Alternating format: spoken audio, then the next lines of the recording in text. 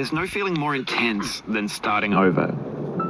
If you deleted your homework the day before it was due, as I have, or if you left your wallet at home and you have to go back after spending an hour in the commute.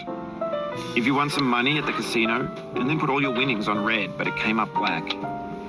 If you got your best shirt dry cleaned before a wedding and then immediately dropped food on it. If you won an argument with a friend and then later discovered that they just returned to their original view. Starting over is harder than starting up. If you're not ready for that, like if you've already had a bad day, then what you're about to go through might be too much. Feel free to go away and come back. I'll be here. All right, thanks for coming with me on this trip.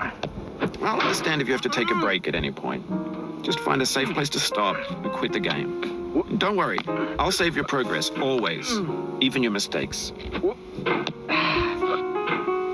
This game is a homage to a free game that came out in 2002, titled Sexy Hiking.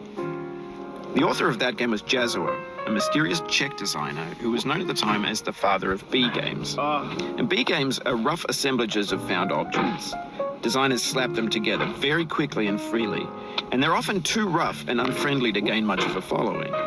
They're built more for the joy of building them than as polished products. In a certain way, Sexy Hiking is the perfect embodiment of a B game. It's built almost entirely out of found and recycled parts, and it's one of the most unusual and unfriendly games of its time. In it, your task is simply to drag yourself up a mountain with a hammer. And that act of climbing, in the digital world or in real life, has certain essential properties that give the game its flavor. No amount of forward progress is guaranteed. Some cliffs are too sheer or too slippery. And the player is constantly, unremittingly in danger of falling and losing everything.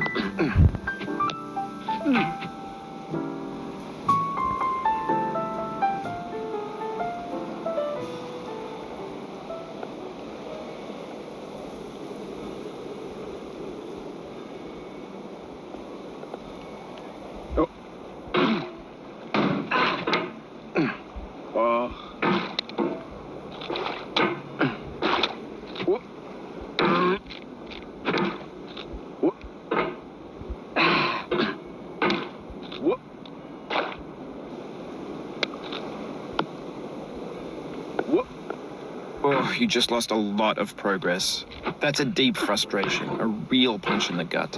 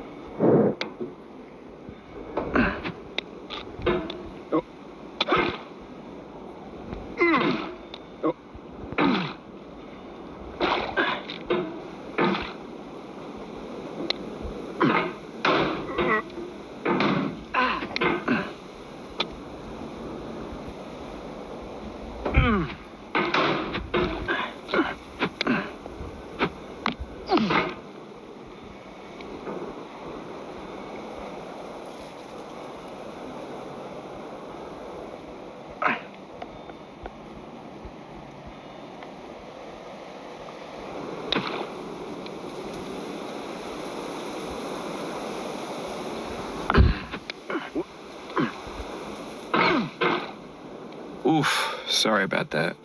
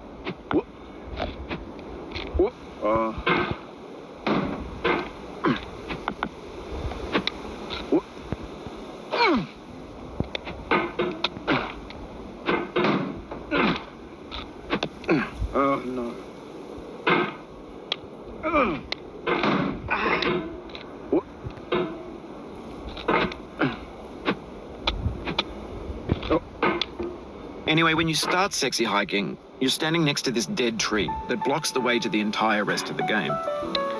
It might take you an hour to get over that tree, and a lot of people never got past it. You prod and you poke at it, exploring the limits of your reach and your strength, trying to find a way up and over.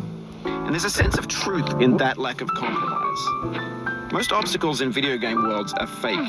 You can be completely confident in your ability to get through them once you have the correct method or the correct equipment or just by spending enough time. In that sense, every pixelated obstacle in sexy hiking is real.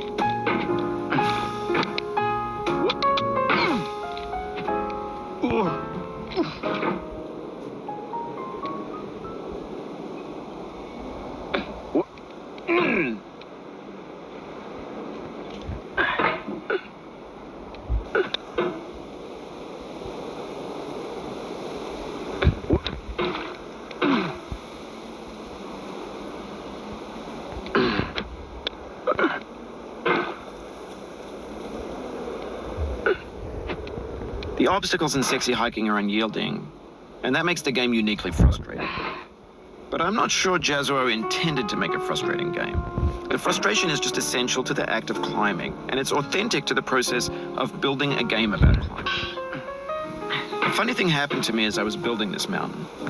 I'd have an idea for a new obstacle, and I'd build it, test it, and it would usually turn out to be unreasonably hard. But I couldn't bring myself to make it easier. It already felt like my inability to get past the new obstacle was my fault as a player rather than as a builder. Imaginary mountains build themselves from our efforts to climb them, and it's our repeated attempts to reach the summit that turns those mountains into something real.